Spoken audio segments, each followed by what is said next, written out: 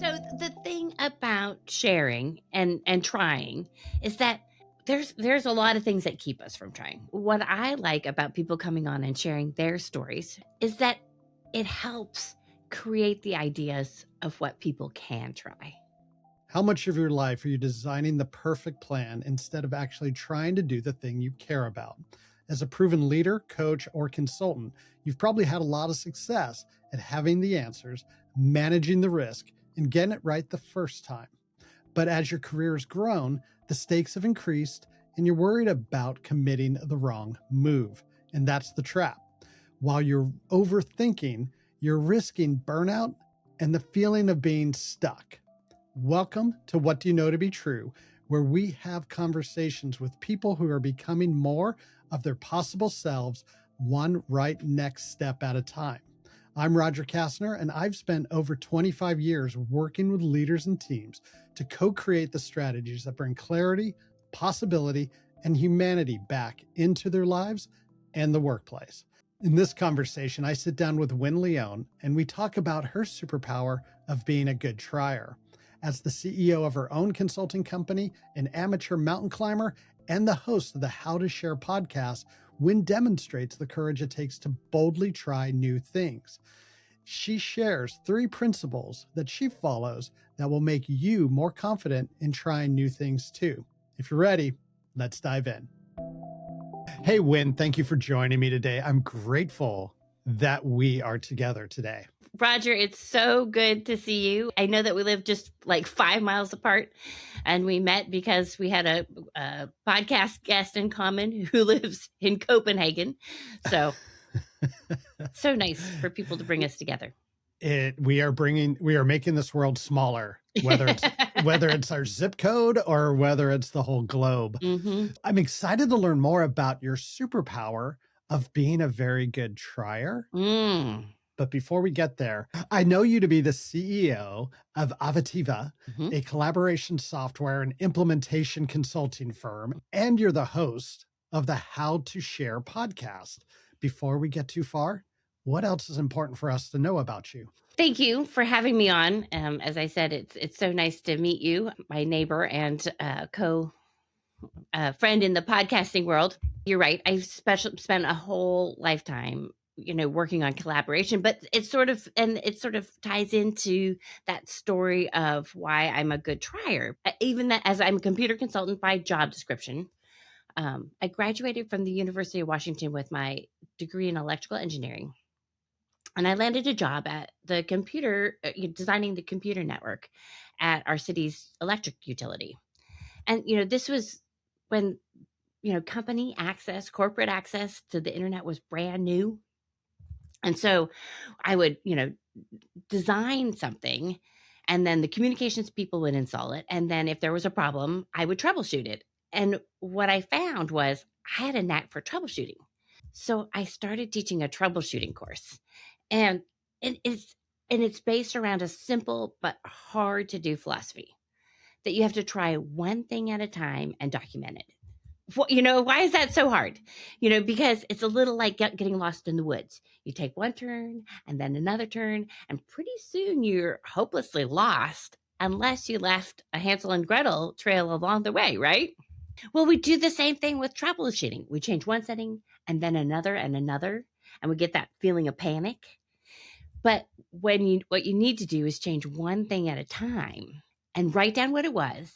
And if it didn't solve the problem, you undo that change before you try the next thing.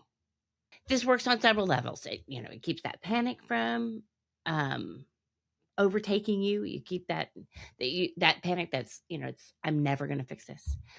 It provides a system so that even if you don't know how to fix something, you at least know what to do next.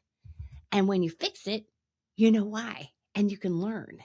That's sort of the foundational part of the story, because once I figured out that I was really good at troubleshooting and trying, it just led to me trying all sorts of other things, but also knowing that I needed to share. So I'm bringing this all back to Avativa and collaboration, because what good is it if you have a superpower or you learn something and you don't share it? And, I mean, you know that. I'm sure you've seen it repeatedly. And you work in project management, change management. And when we collaborate, we can create meaningful, sustainable impact, like your frameworks. A framework can help you get something done, but sharing your framework can help a lot of people get things done. There's something brilliant in this idea of not only writing down the one thing Hmm. that you're trying, but then if it doesn't work, undoing that one Right. thing. That feels different. That Hmm. feels new. Hmm. I must admit, when I'm troubleshooting, Hmm. yeah, I do the first thing is you unplug it and plug it back in and see if Right. that works. But then the second thing I try, um, at home, I probably don't write it down, but at Yeah. work, we do make note of it. But undoing it, that that feels Hmm. like a pro tip right there. It is because it could be the combination of things, but it gets more complex if it's, two things that you need to do. And sometimes you get a little bit of a hint, but every time you do that, if you do one thing, you can get the hint related to that thing. And it's the same with getting lost in the woods, right? If you go back to the last thing that you remember, then it's a little bit easier to find your way back. And now I'm thinking about when you hear stories of problems that happen within the cockpit or in the surgical room, something goes wrong and it's not noticed, and then someone, it is noticed, and then Mhm. something's tried, and pretty soon these catastrophic failures aren't because one thing, it's because a string of things. Right.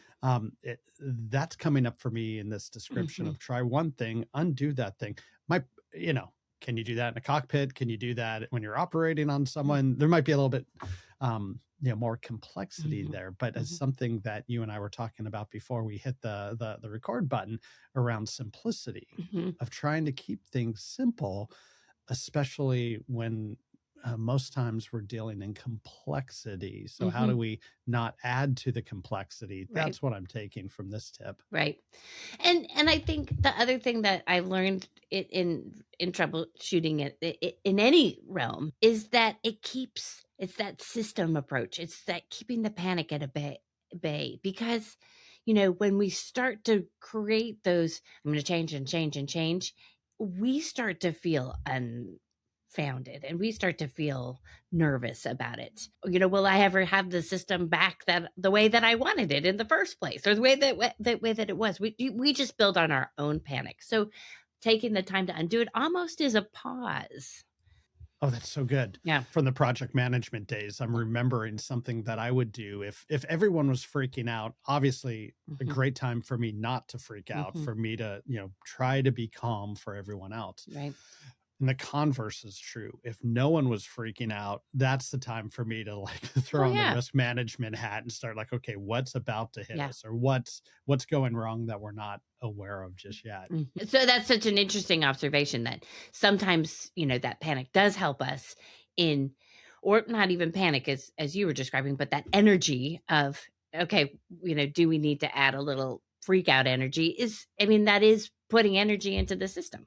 And everything is done within the system, Mhm. right? No one does things alone anymore. Right, right. So, speaking of not doing anything alone, you're the host of the How to Share podcast, where Mhm, you talk with people about how they share, mhm, and it's a wide range of things that mhm. they do share. And I'm curious if you could tell us a little bit about the mission Right, of the podcast and how your guests share the things that they share, and why and how mhm. is that important for you to share all of that with us? Right. Well, thank you for asking, that was a really nice segue, I appreciate that, s softball for me to hit. Um So the thing about sharing and trying is that there's a lot of things that keep us from trying, I think, in my experience. You have to believe that you can. Um, there's a lot of fear, there's vulnerability in trying new things. And so what I like about people coming on and sharing their stories, which they will share, often they've written a memoir, sometimes they've written a novel, um, or just their experience, like having a guest like you, is that it helps create the ideas of what people can try or seeing how other people can. And they're sharing the things that they tried along the way. Like I just had a wonderful guest, Nancy Shearer, who was a teenager when she snuck into the Philadelphia Orchestra. She was 15 years old. It's in the early 60s. You know, the Beatlemania was just on the rise. It's amazing that she got attached to classical music, but she did. And she knew she had to hear more, but she didn't have the price of a ticket. So she, went to the box office and she got a few passes and that worked. She ran out of luck doing that. So she stood for several weeks by the stage door in the back for the Friday matinee. And that led to her meeting Eugene Ormandy, who was the conductor of the Philadelphia Orchestra at the time. And he showed her how to go in the back door and sneak in and but this is where the story is so cool. The back door was where she got to meet people like Leopold Stokowski, the people who were doing the librarian work for the orchestra. Then she got hired as an assistant librarian for the Philadelphia Orchestra at age 17. Like going in the back door was actually fundamental to her story.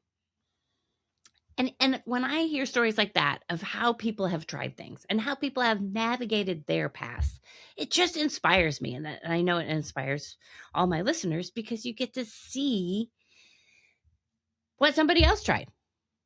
Okay, now that it makes perfect sense why we're talking about, how to share. Mhm, I believe that for us to really know something, one way mm, to check or to improve our knowledge of mastery is to actually teach others. mhm, And I think when we're sharing, mhm. a lot of time there's that intention of trying to not only share the story, but also maybe teach Right. an experience, teach a feeling, Mhm, teach a skill. Um, and so it makes sense that you're talking about this arena, this conversation around sharing mhm, is really a way of amplifying ways that people have tried things mhm, multiple times to find the thing that works for them mhm, as a way to inspire other people mhm. to try multiple avenues to achieve the thing that they're trying to achieve, Right. because going through the front door isn't always going to work. I love the way you sum things up, Roger. You are brilliant. No, no Thank you. wonder you're so good at this. Mm. Mm, This next question you might have already answered it, but I'm wondering if mm, there's another layer to go to it. With the superpower of being a very good trier, mm. tell us what that means for you. It's funny because when you and I talked about this originally, you asked, why don't you call it? Why do you call it trying? Why don't you call it persistence or one of those other words?" And I think the reason that I call it trying is because it is sort of that same troubleshooting methodology, which is you try one thing and then you need to know when to undo that change and do the rest thing. One of the things that I've done a lot of is climb mountains. Before I became a parent, I climbed a lot of did a lot of amateur mountain climbing. And there are times that you do not want to go to the summit. You know, it's avalanche conditions, weather conditions, condition of the team altogether. Something is, you don't just push on because that can be dangerous. I mean, we have a lot of stories about that. Think about Into Thin Air, right? People were just pushing in. The other elemental and Into Thin Air makes me think about this is having a turnaround time. Guides often say if we don't get there by 2 p.m., we're turning them around. And no matter where we are, we could be 50 feet from the summit. It does not matter because we're turning it around. That's the only way to be safe. Right. So that's why I call it trying and not persistence or one of those other, we're going to muscle through it. It's a way of navigating to find our own path. I think the other, I've got a lot of different examples of things that I've tried that have worked or haven't worked, but it is that spirit of um, just finding the next right thing to do. And in my coaching program, Yeah. that was one of the mantras Mm, of help the client find the right next thing. mhm. There's also a song, I think in Frozen 2 about the next right thing that someone made me watch the movie. So I see that one song. But anyway, yeah, just that willing. Yeah, I love the explanation then, and I love it now. The idea of the trying versus persistence, Mhm, or whatever word you want to throw at it. mhm, One feels like effort, mhm. one feels like curiosity, with Mm, those guardrails, mhm, right? Of when mhm, have we tried enough? When are we turning around? mhm. When do we know that Right. only bad things happen after this point, Yep. or the risk of those negative outcomes come Mhm, mhm, at that point. So I love that idea of trying. There's mhm. also something very playful Mm, about trying, whereas like a persistence feels like a struggle. right. That reminds me, I mean, that's such a good example because the other day, when we were having our atmospheric river here in Seattle, as I'm sure you remember, I woke up in the middle of the night or 5 a.m. And to a dripping coming in my bathroom, and it was, the water was coming in through the fan. So I was like, well, I don't really know how to fix a roof. I've never fixed a roof before, but I could see that it was coming from the fan, and that was like I kind of troubleshooted it enough that I knew because I covered it with a garbage bag and it stopped. I'm like, okay, so I just know that even though I don't know how to fix a roof, I know where the problem is, and I can just try.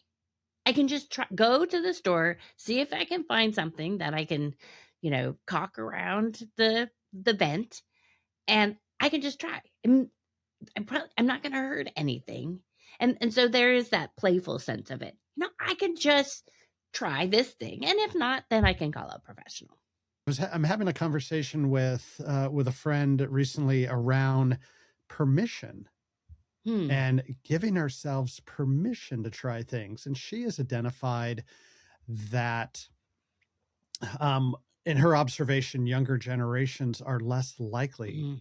to try, and Mhm. they need to be given permission. When we were younger, there was no roadmap. There was no Mhm. path for us to take. There was maybe some role models, but there's just this acceptance of, you got to go out and find your own way. You Mhm. got to go experiment. You got to there was a little bit of like resilience and Mhm. preservation and just putting yourself out there.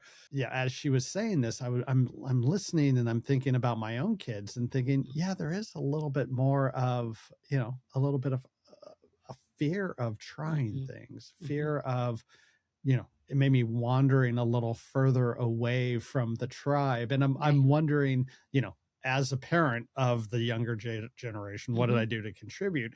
Which, can't go back 20 years and Right. change. But what are ways that we can encourage other people to try? And I Right. love the How to Share podcast has that as a Mm. mission. What Mhm. else have you found to Ah. be almost like giving Mhm. permission to Mhm. other people to try? Right. That's a such a good question. I love it. Mm. I think, and I'm going to go back to mountain climbing here for a second because I learned a lot from the guides there. And I'm sure this is similar to your coaching work.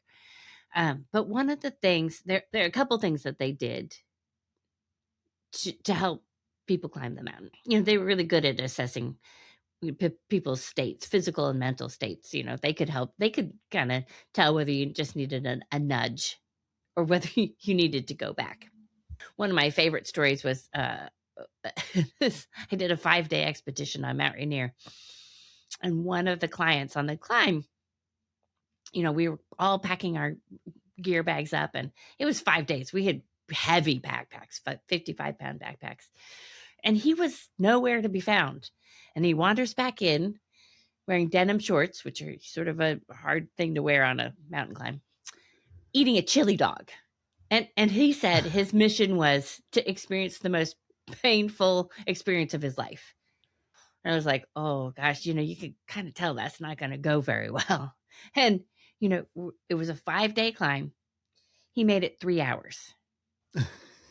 And, every time we stopped for a break, he got like, the first time he got caught up by the time we were done with the 20-minute break. The next time we never even saw him, and by the third time he turned back. I think, helping people get ready is a great way to coach them.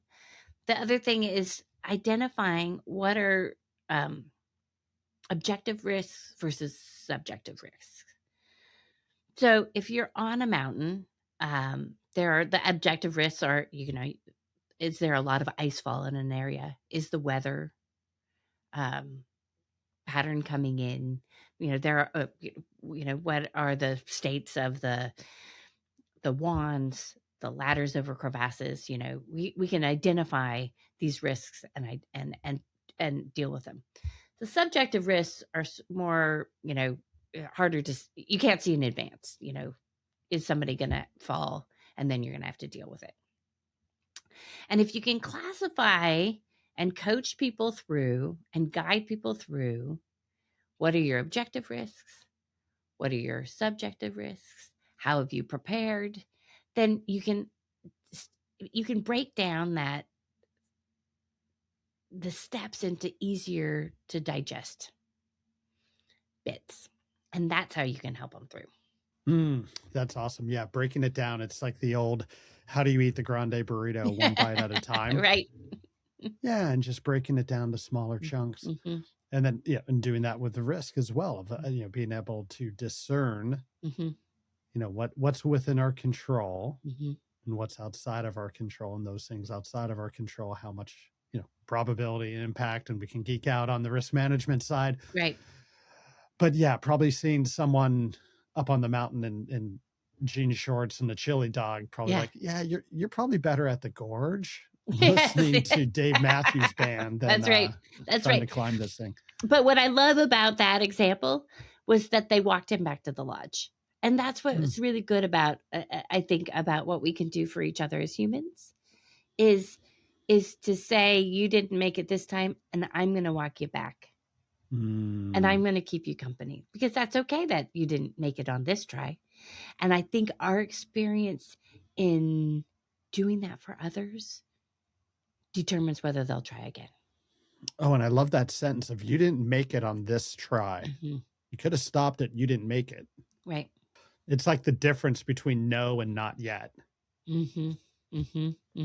Right. And getting back to that superpower of being, of being a very good trier, knowing that you're going to get more bites at the apple. Right. So speaking of bites of apples, who or what inspired you to have the superpower of being a very good trier? Yeah, I think, I would say that great question. I think obviously the guides that I've climbed with have been, great mentors in my life. I was raised by two brilliant and lovely parents who always believed that we could do whatever we set our minds to as long as we practiced. And I think practice is a really good foundation for trying. And I'm going to kind of give another example of that. And it comes back to my experience of climbing mountains again, which is the first time that I tried that.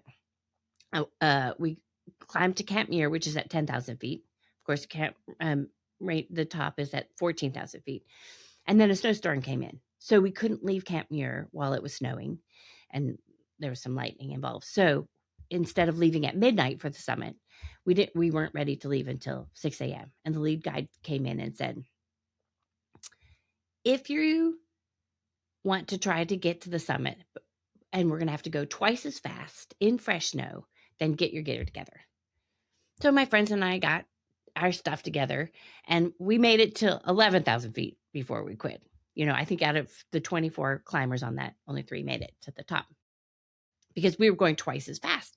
And I learned, practice. You can get ready to climb a mountain and probably make it and do okay. Or you can get ready at a second level, which is to have a little extra in the tank and to have fun with it. So when it came to this last New Year's Day, I told my kids, who are 6 and 10, I'm like, hey, do you guys want to climb Tiger Mountain with me on New Year's Day? They were like, yeah. And I'm like, okay, we've got to practice. because it is, you know, their little young legs probably could make it up 2,000 feet up Tiger Mountain, but they weren't gonna have any fun.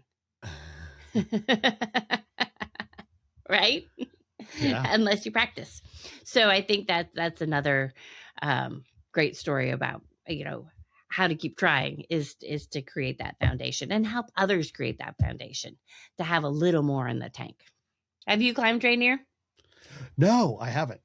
I have gone up to Paradise and gone Mhm. snowshoeing around Mm. Oh, on a beautiful sunny day, only to have like within minutes, right, a yeah. cloud came in and all of a sudden it's like, Oh, yeah. uh, where where do we go? Right.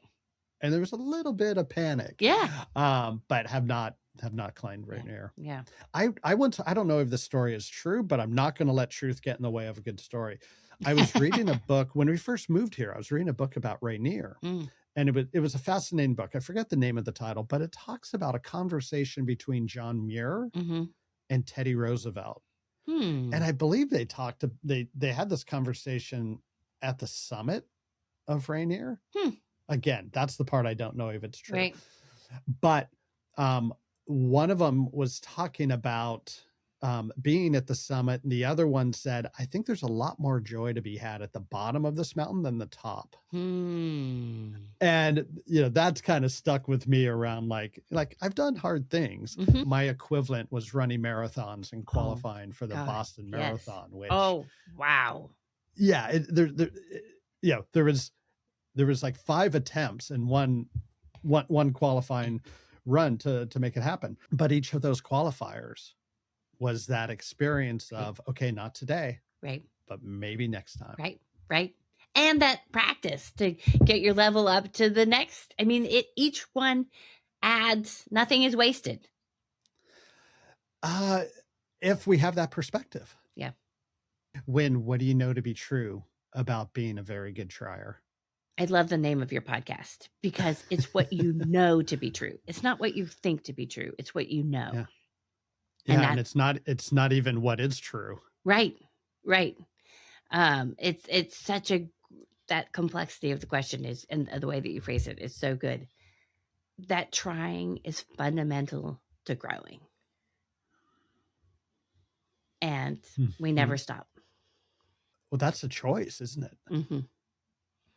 It's not only do we, when do we stop growing, Mhm. overall, but in which directions. And I think some people, stop really early Mhm. because Mhm. the important things get hard. Right. Growth is hard. Growth is outside of that comfort zone. You to your point about maybe going double speed to be able to have extra in the tank, that can feel hard. Um, yeah, I love that. So, what did you used to believe to be true, but then learned is no longer true about being a very good very good super trier? Right. Well, Super you, trier. you got a cape now. You're super trier. I love it. I love it. You have to know when to stop. That was something that I didn't know. And that kind of goes to that question, are we talking about persistence instead of trying? There are times when you do, have to say, this isn't my goal anymore. Um it's you have to know that difference between, is this just hard temporarily, or is this not where my path any longer? And that's really hard. That's really hard to do that. Another thing that I've learned is that I didn't understand that we all have a different tolerance for trying. And, I have a lot of energy. So, that plays in whether you have the energy, your tolerance for risk. Everybody's is different. And this seems so simple now that I'm saying it. But it took me a long time to figure that out. Also, just that fundamental belief, that confidence that you can try, that differs in everybody. I'm curious now. Do you tend to gravitate towards people with a higher threshold for trying? Like you're mentioning Yeah, the mountain climbing guides, I'm right. sure have a high threshold for trying, but other areas in your life, do you tend to Yeah. gravitate towards them because of the shared superpower and also the inspiration. Yeah, I think so. I think I probably gravitate towards people with high energy too. I mean, I think people who are like, "Oh, yeah, yes," I think yes people would probably be who I gravitate to. That the default to like, "Oh, are you gonna do that?" Yes. Yeah.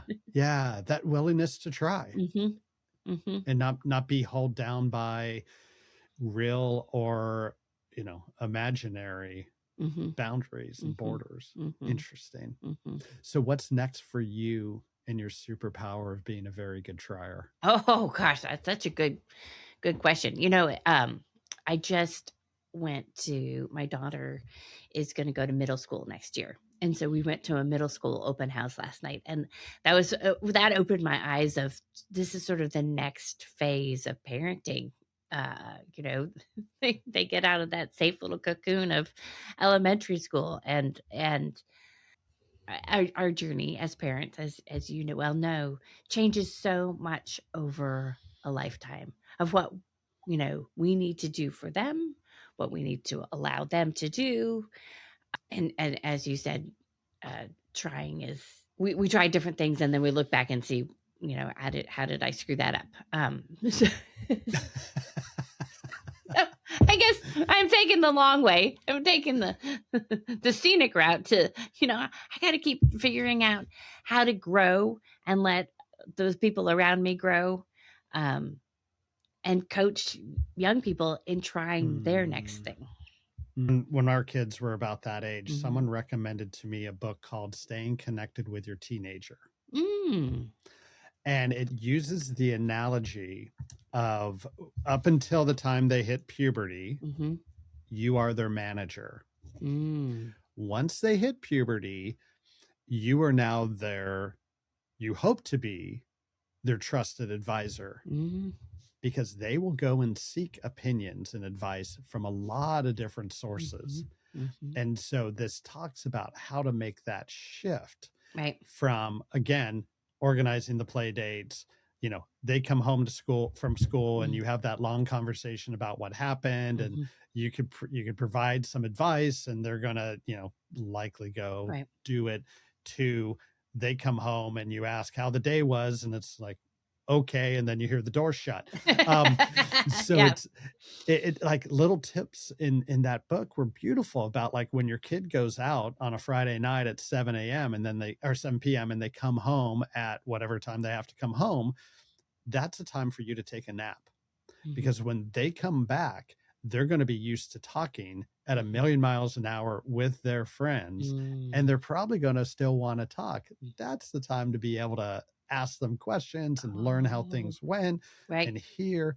And then the idea of when you're, as a parent, no kid wants to hear advice from their parents, Yeah. but how can you, provide perspectives? How can you Yeah. share ideas Mhm. of like, okay, you might want to swing from the ceiling fan, but in my experience, when you put a lot of weight on that ceiling fan, it's going to fall down, it's going to rip the ceiling. Right. I don't know. If you want to try it, go for it, but no, there's risk. Yeah. Yes, I love that because I've written down that recommendation because it's perfect because I think that's what's next for me is that I'm gonna have to step up my game as a coach for trying, and Mm. you've just given me a great tool in my tool set. And at the same time, you want them, Yeah. their growth, their journey is that, giving self permission to go and Mhm. try. So you can't put up all, the barbed wire and tall fences and, Right. uh, you know, have a lot of no's, because it's such a wonderful, amazing Yeah. time to go discover who they are. Which brings it full circle back to curiosity, which is what you said earlier, and that matches, right? I mean, that's what kids bring to us so much is that vibrant curiosity. It's so beautiful in the seeing that Yeah. in youth. Mhm. Um, and at this time, it gets hard because you're more likely to see it in your kids' friends than your own kids. Mm. But who knows? Every kid's different. Yeah. Sometimes you get to see it, sometimes you don't, Mhm. and everyone's on their journey. Mhm. It's so true. Just need to keep walking us back to base camp when so we get ready for the next try. I love that summation. Mhm. That sounded like a pun. Some anyway. Um, I love it. I'll be here all week. Drive Mhm. home safe. Wynne, thank you so much. This has been Thank you. such a generative conversation. Mm, I love this idea of being a very good trier of that first tip of try one thing. If it mhm, doesn't work, undo that thing, try the next thing, mm, as well as understanding, when is it enough to say, okay, mhm, this time it ain't going to work mhm. and I can turn around. Right. I can go back before something, more problems or Yeah. catastrophic happens. How do I turn around? What's the time to turn around? How do I, set that Mhm, early, make that agreement, follow through, mhm, and think of it as, okay, it didn't happen this time, mhm, mhm. but Right. I will get to try again. Right. So thank you for Oh, sharing that with wonderful, me. wonderful to be here. Thank you for your time. Okay, take care. Bye-bye. Bye. Thank you all for being in this conversation with us. And thank you, Wynne, for sharing with us how to be a good trier. The question I'm asking myself now after the conversation is, where am I trying to do big things when I should be breaking them up into small little experiments? What Do You Know to Be True is a Three Blue Pens production, and I'm your host, Roger Kastner. We are recording on the ancestral lands of the Duwamish and Suquamish people. To discover the ancestral lands of the indigenous people whose land you may be on, go to native-lands.ca.